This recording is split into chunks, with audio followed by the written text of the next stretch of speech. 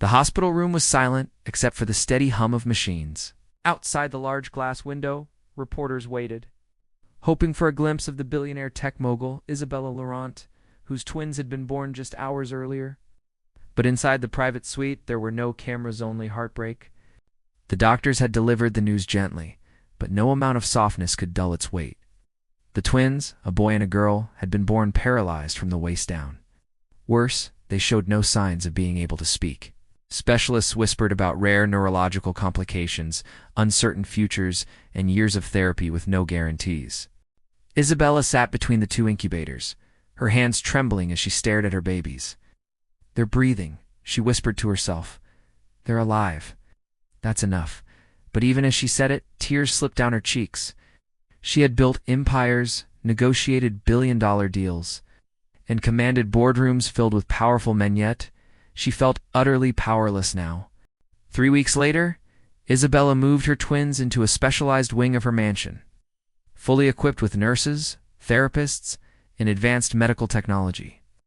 The best doctors in the world rotated through her home, trying experimental treatments, offering hopeful words, but delivering no real progress. The twins named Noah and Alana lay quietly, their eyes wide and observant, yet their tiny bodies unresponsive. The mansion staff adjusted to the new routine. Among them was Daniel Reyes, the janitor who had worked on the estate for over a year. Quiet, dependable, and nearly invisible, Daniel handled maintenance and cleaning without complaint. Few knew much about him, except that he kept to himself and worked late hours. One evening, after the nurses had stepped out and Isabella had retreated to her office, Daniel finished polishing the marble floors in the children's therapy room. As he passed by the twins' cribs, he paused. The room was dim, lit only by a soft lamp. Noah's eyes followed him. Lena blinked slowly, watching too. Daniel hesitated. He wasn't supposed to linger. But something about the way they looked at him, curious, aware, made him step closer. He crouched down quietly. "Hey there," he murmured softly. "I know everyone thinks you can't do much, but I see those eyes." He glanced around to ensure no one was watching.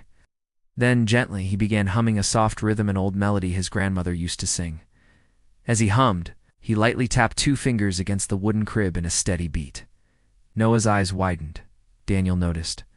He adjusted the rhythm slightly, tapping again, then pausing. "If you hear me," he whispered, "blink twice." A second passed, then to slow blinks. Daniel froze. His breath caught in his throat. Maybe it was coincidence. Maybe it wasn't. He tried again, this time humming a different tone. "Blink once for yes." 1 blink. His heart pounded. He leaned closer. "Blink twice for no." 2 blinks. Daniel felt a chill run through him. The twins weren't unresponsive. They were aware. Listening. Understanding. Footsteps echoed down the hall. Quickly, Daniel stood and returned to his mop, pretending to focus on the floor as Isabella entered the room. She glanced at him briefly, distracted, exhausted. "You can finish tomorrow," she said quietly. "Yes, ma'am," Daniel replied, lowering his eyes.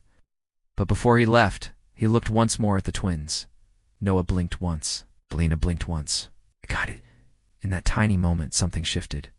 Daniel walked out of the room, his mind racing. What he had just seen wasn't random. It wasn't chance. And if he was right, everything the doctors believed about the billionaire's twins might be wrong. Upstairs, Isabella stood by the window, staring into the dark night. She had money, power, influence, but none of it could fix what she feared was broken. She didn't know that downstairs, a quiet janitor had just discovered something no specialist had noticed. And what he would do next would shock her more than anything in her life. Daniel didn't sleep that night. He lay awake in his small apartment across town, staring at the ceiling, replaying the moment over and over in his mind. The blinks weren't random. They were responsive, intentional, controlled. He had seen that kind of awareness before. Years ago, his younger sister Sophia had been diagnosed with a rare neuromuscular disorder. Doctors said she would never walk, never speak, never communicate normally. But Daniel's mother had refused to accept silence as inability. She taught Sophia to blink once for yes, twice for no. Later, they developed a full communication system using rhythm, eye focus, and subtle facial tension. Daniel had spent his teenage years learning how to listen without words, and what he saw in Noah and Alina was not emptiness.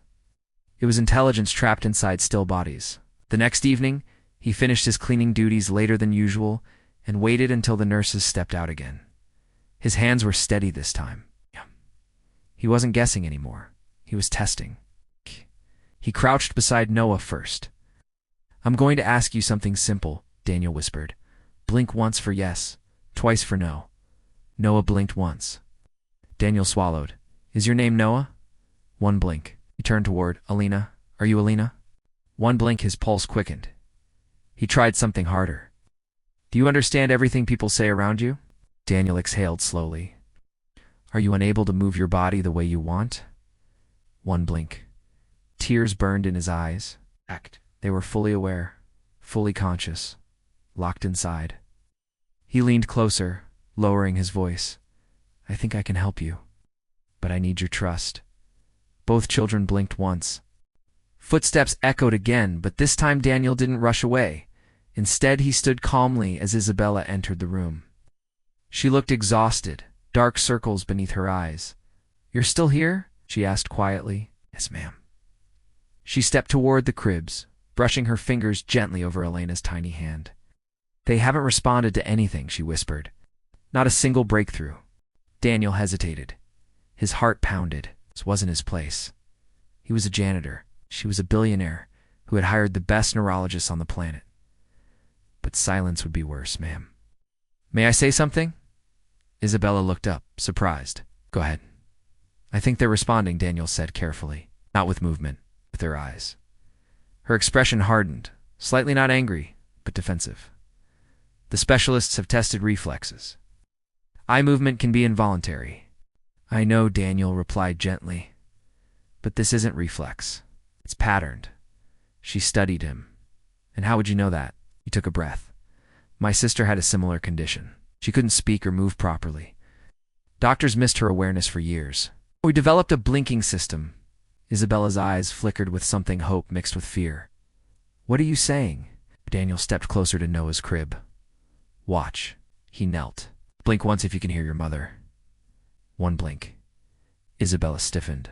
"Blink twice if you don't." No blink. Daniel looked up slowly.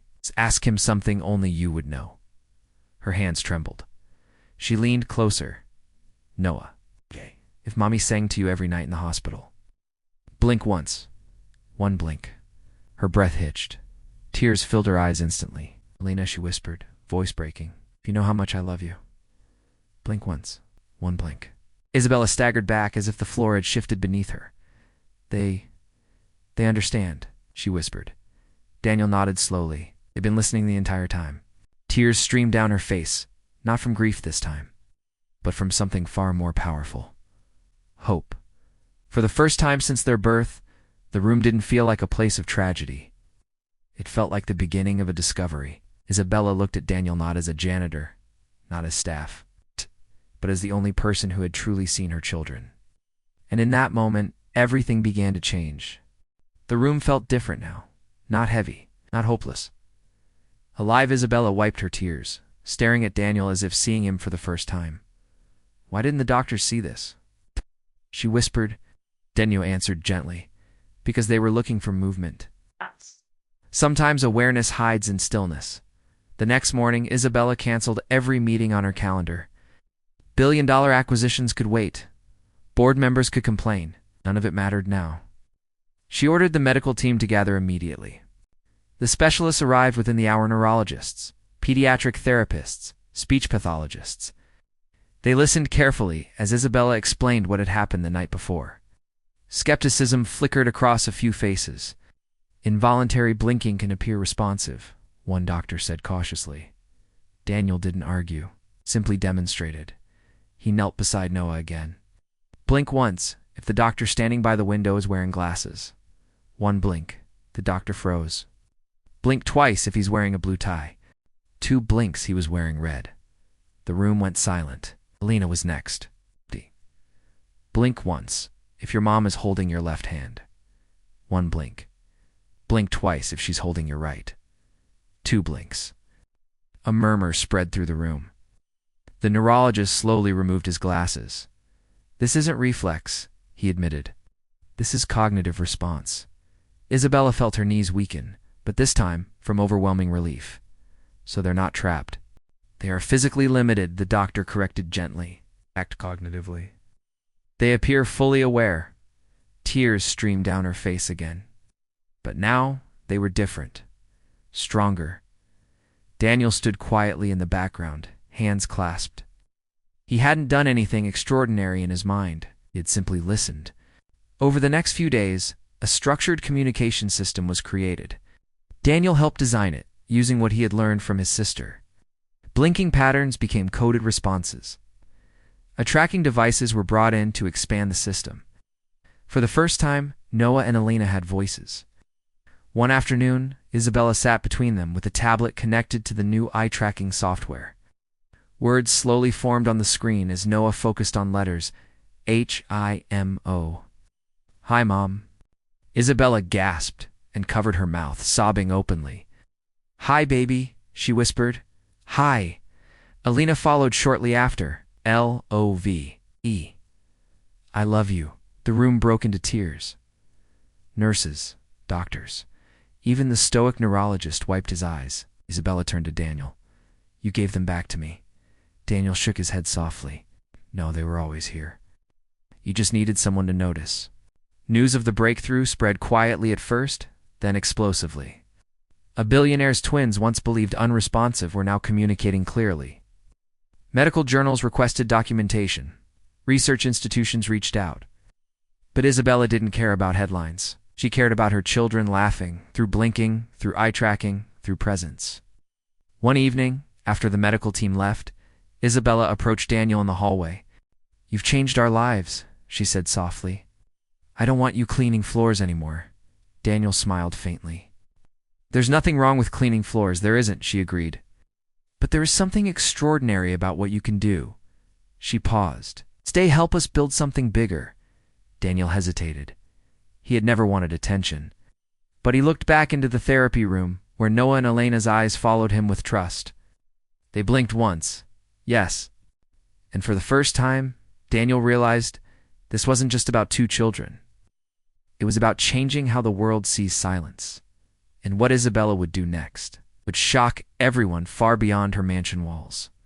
Within 3 months, Isabella Laurent made an announcement that stunned the business world.